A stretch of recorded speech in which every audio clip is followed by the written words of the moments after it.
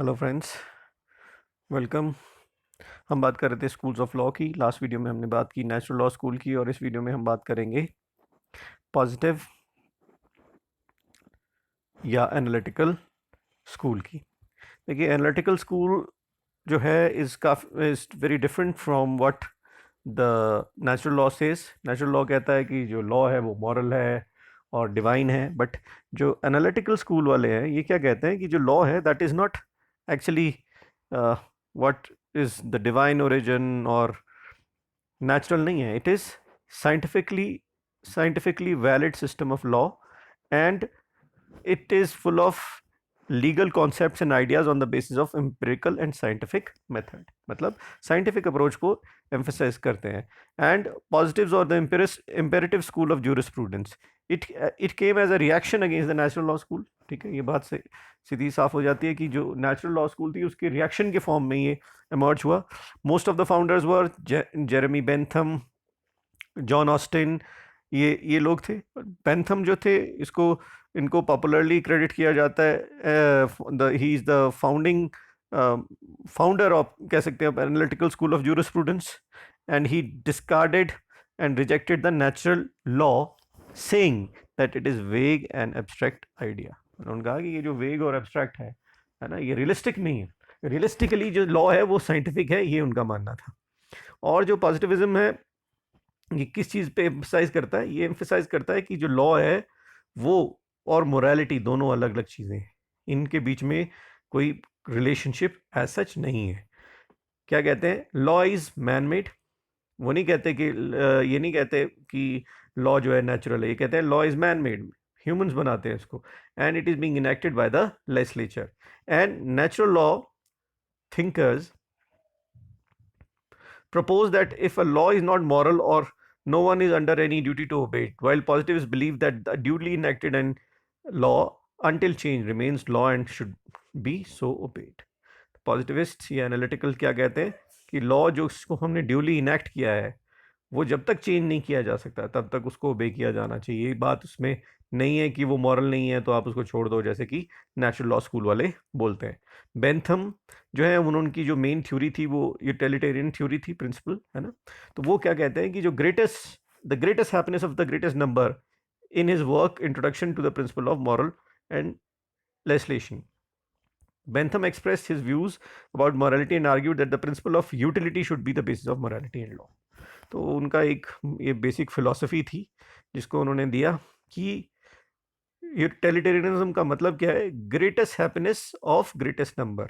ठीक है, तो यही प्रिंसिपल वो लॉ की फील्ड में भी अप्लाई करते हैं। वो कहते हैं कि वो लॉ जो कि लोगों को का वेलफेयर करता है, दैट प्रिंसिपल ऑफ यूटिलिटी, या जो जिससे लोगों का फायदा होता है, वो यूटिलिटी होती है, वो जो है वो बेसिस होना चाहिए लॉ का, ना कि मोरालिटी। ठीक है, और यूटिलिटी जो है वो प्रमोट करती है प्लेजर को और पेन को प्रिवेंट करती है। तो he further held that all questions of right and wrong should be decided on the touchstone of utility. क्या सही है और क्या गलत है वो उस पर डिपेंड करता है कि उसकी यूटिलिटी क्या है, ऐसा उनका मानना था। फिर उसके अलावा दूसरे एक जो एडवोकेट हैं एनालिटिकल स्कूल के, जॉन ऑस्टिन, वो क्या कहते हैं? Law is the command of the sovereign. कहते हैं इस कमांड ऑफ द सॉवरन है and it is backed by punishment. ठीक है, कि इसको थ्रेट ऑफ पनिशमेंट है, सॉवरन की कमांड है, लेकिन अगर आप नहीं मानोगे that is there is a punishment, provision of punishment. और उनका जो वर्क था या बुक थी उसका नाम था province of jurisprudence determined, published in 1832। And Austin made an effort to explain the distinction between law and morality. इसमें उन्होंने कोशिश की कि लॉ और मोरालिटी के बीच का डिस्टिंक्शन वो हाईलाइट कर सके। और वो क्या कहते हैं कि natural law doctrines were reasonable for blurring the distinction between law and morality. कि जो नेचुरल लॉ था इसने क्या किया, जो डिस्टिंक्शन थी लॉ और मोरालिटी के बीच में, इसको खत्म कर दिया, right. But to get rid of this confusion he defined law as species of command of the sovereign. तो ये जो उन्होंने लाइन ऑफ डिस्टिंक्शन खत्म कर दी थी, इसको मिटाने के लिए उन्होंने, इस कंफ्यूजन को मिटाने के लिए लॉ को उन्होंने डिफाइन किया कि क्या है ये? Species of command of the sovereign. ये कमांड ऑफ द सॉवरन है, मतलब order of the sovereign. Sovereign means the all powerful authority। Austin held that command is an expression of the desire of the political superior to a political inferior. उन्होंने कहा command है क्या, sovereign की command क्या है कि ये expression of desire है पॉलिटिकल सुपीरियर का on political inferior. Political superior हो गया किंग या पार्लियामेंट, और पॉलिटिकल इन्फीरियर हो गए सब्जेक्ट या citizen. And the political inferior is bound to go by the command of the sovereign, और अगर ऐसा वो नहीं करता he is liable for punishment. Commands are prescribed mode of conduct by the sovereign, and he further viewed sovereign as a person or a group of person to whom the society gives habitual obedience. तो sovereign कौन है according to him?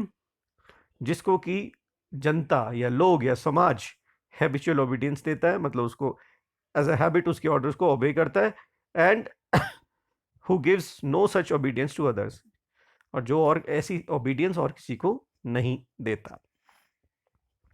The idea of command and punishment for disobeying the command is the most prominent and distinctive features of positive law. It differentiates positive law from the principle of morality, which considered law as the law of God. Positive जो law है वो यही वो बात है command of the sovereign वाली, और जो पनिशमेंट वाली जो कि इसको नेचुरल लॉ से अलग करती है, जो कहता है कि लॉ जो है वो उसका ओरिजिन जो है वो डिवाइन है और गॉड ने बनाया हुआ है। ऐसा नहीं है कि ये परफेक्ट था, इसका क्रिटिसिज्म भी हुआ इस लॉ स्कूल का भी, ठीक है। तो जो मेन क्रिटिक्स थे of analytical school they were Ronald Dworkin, Fuller, Finnis. उन लोगों ने मेनली जिस ग्राउंड पे रिजेक्ट किया एनालिटिकल स्कूल को, वो उन्होंने कहा कि ये इसमें ना ज़रूरत से ज़्यादा एम्फेसिस दिया गया है लॉ एज ए कमांड को, and rejected morality and custom. Custom और मोरालिटी का कोई सिग्निफिकेंस ही नहीं रखा, इसको बिल्कुल सिग्निफिकेंस को खत्म कर दिया और सब कुछ कमांड ऑफ द सॉवरन कह दिया। And the most criticism about legal positivism revolves around the premise that it fails to give morality its due importance. Morality के बगैर लॉ थोड़ा इनकम्प्लीट है, ऐसा इनका ये कहना है। तो इसी ग्राउंड पे इसको सबसे ज़्यादा क्रिटिसाइज किया गया। रोनाल्ड डॉकिन जो कि बड़े एक नोटवर्दी क्रिटिक रहे पॉजिटिविज्म के, इन्होंने पूरा इसको रिजेक्ट कर दिया, the whole institution focus of positivism. He argued that there is one right answer even in the hard cases. According to him, a legal system is more than just rules. There are principles, policies and binding legal standard which operates alongside rules.